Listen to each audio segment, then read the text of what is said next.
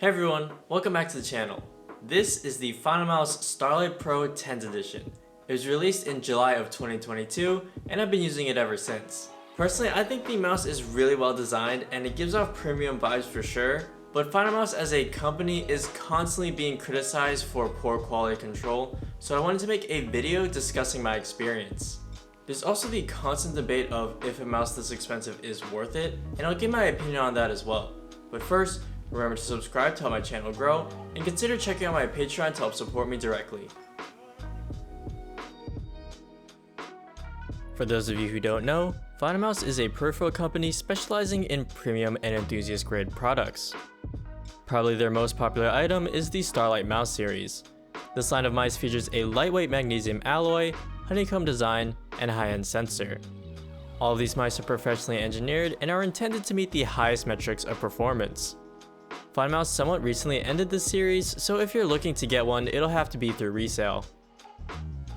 Over the past year or two, I became interested in the brand and wanted to pick one up for myself. But because they're released in limited edition drops, you can't just go on their website and buy one.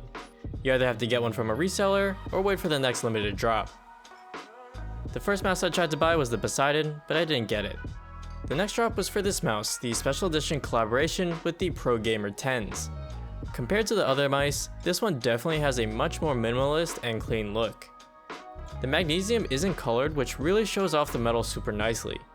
In my opinion, it's the best looking mouse in the lineup. I decided to buy both sizes, the small and medium, because I wasn't sure which one I would prefer. Both mice cost $189, which is a crazy amount of money and makes it one of the most expensive mice on the market. Initially, I started with the medium size because it was similar to the mouse I was already using, the Razer Viper Ultimate. The first thing you'll notice when you hold these mice is their weight. They are shockingly light, almost impossibly light. This is thanks to the lightweight magnesium alloy they're using instead of a heavier plastic. Also, the honeycomb design obviously cuts a lot of the weight out too.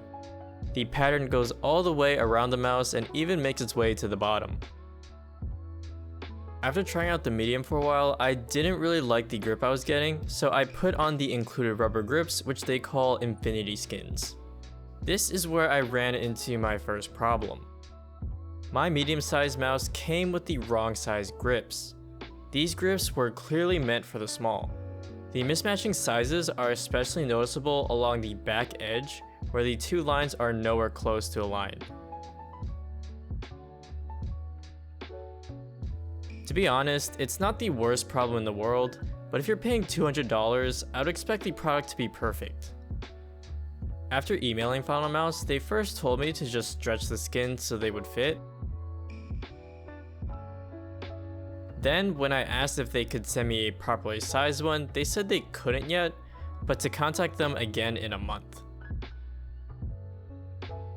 During that month of waiting, I decided to just use the small size, and I enjoyed it so much that I didn't feel the need to switch back to the medium anymore, so I just didn't contact them about getting the new skins. I probably should have, just to see if they would actually send them to me, but that's besides the point. I feel like their first response of trying to brush my issue under the rug was unacceptable. If I pay for a premium product, I would expect to get the correct one, or at least I expect to get all the correct parts. And their second response was mostly fair, but I think maybe they should have just put me on a list and automatically sent the grips out to me as soon as they could without needing me to remind them. Again, this isn't the biggest deal, but I would have liked to see more effort from their side to correct their mistake. But let's get back to the mice themselves. Using the small mouse, I can confidently say it's the right size for me.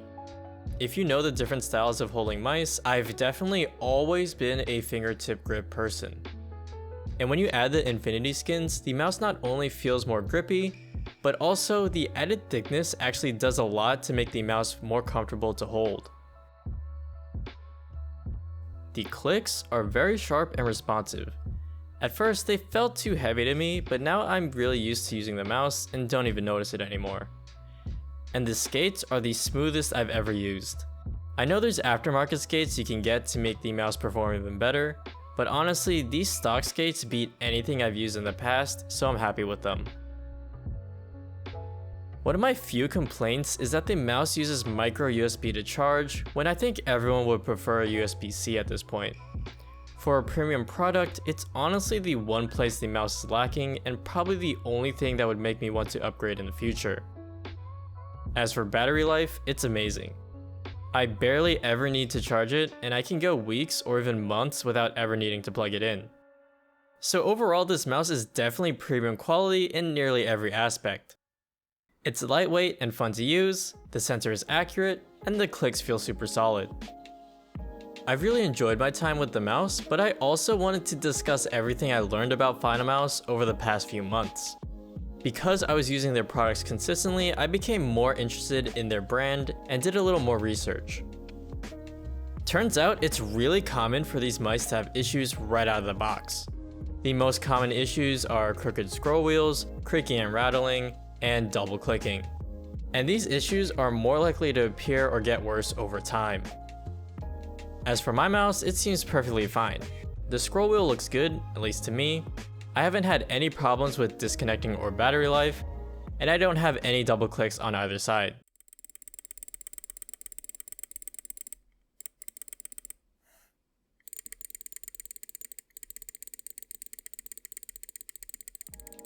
But even though mine is fine, seeing the mouse community so against Finalmouse as a brand was definitely eye-opening. Buying a nearly $200 product and gambling if it will work or not is definitely not fun. And I can't think of any other company that has so many QC issues at such a high frequency. If you're thinking about getting one in the aftermarket, it might be worth it to buy open box or used instead of new. That way you'd know beforehand if the mouse was functional or defective. Especially if the past owner used it consistently for over a month, it probably won't be at risk of breaking. You'll probably just have to thoroughly clean and disinfect it. Looking past the possible QC issues, let's talk about the price and if it's worth it. So these mice are made in limited quantity, which do make them desirable from a collectible sense. And objectively speaking, these mice are some of the best on the market. However, they're in competition with mice significantly cheaper. And it goes without saying, a Starlight isn't going to make you better at games or give you any significant improvements from any other gaming mouse. There's a lot of hype around them for sure. Honestly, some people just think it's cool to buy limited quantity products, and most people don't. When you buy these mice, you're definitely paying for the hype more than the mouse itself. Finalmouse has a very loyal fan base who are willing to buy their products. Online, you'll see people post their full collections, which goes to show their brand loyalty and the inherent collectibleness of the mice. I keep thinking of the quote, "One man's trash is another man's treasure," but in the opposite way, one man's treasure is another man's trash. To me, that perfectly sums up the debate. It's obvious some people see the value in these mice and some don't. Are these mice overpriced for what they are? Yeah, absolutely. But because they're so exclusive, people are willing to pay extra to join the club. So then, are these mice worth it? Well, that really depends on if you think the hype and exclusivity is worth it, and not so much about the stats of the mouse itself. If these mice retailed for 60 bucks and were always in stock, would the Finalmouse brand be as big as it is today? Let me know what you guys think in the comments. I think strangely that having a high price gives the mouse even more value, if you understand what I mean. Alright, remember to subscribe if you enjoyed the video, and I'll see you guys in the next one.